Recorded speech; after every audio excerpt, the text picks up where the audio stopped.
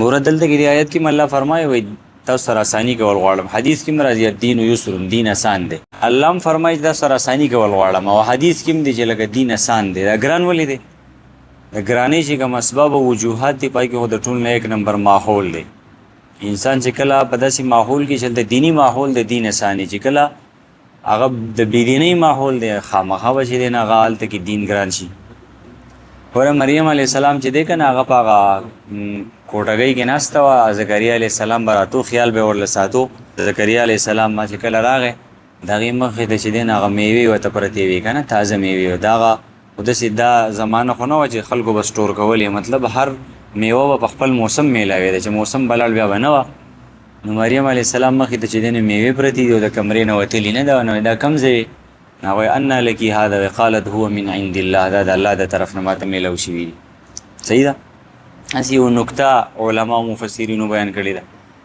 بیا چې کله هغه وایي د دغې پاک ماحول کې وکړه نه، چې کله بهر دنیا ماحول ته راغله جبریل علیه السلام بیا راغی وایي زه د الله تعالی چې دی نه رسول یم، انما انا رسول ربک لاهب لک غلاما زکیا، او دې دپاره راغلی یم چې تا ته یو زوی درته درکړم د الله تعالی په وینا او په حکم باندې. هغه ورته وایي ما له زوی، زه خو چې دی نه بدکار یم او نه چې دی نه ما واده کړی دی، نه چا نارینه ماته لاس راوړی دی، زما به څنګه لکه زوی او اولاد کېږي. نو جبریل علیه السلام ورته وایي نه دا د الله کار دی، د الله ته اسانه ده. کله چې په ماحول کې دننه ناسته وه نو رزق کم ځای ووایي دا د الله د طرف نه. او چې دنیا ماحول ته بیا راغله نو بیا وایي چې زوی به درته درکوو، نو وایي دا به څنګه کېږي، بیا لکه د ماحول اثر شي.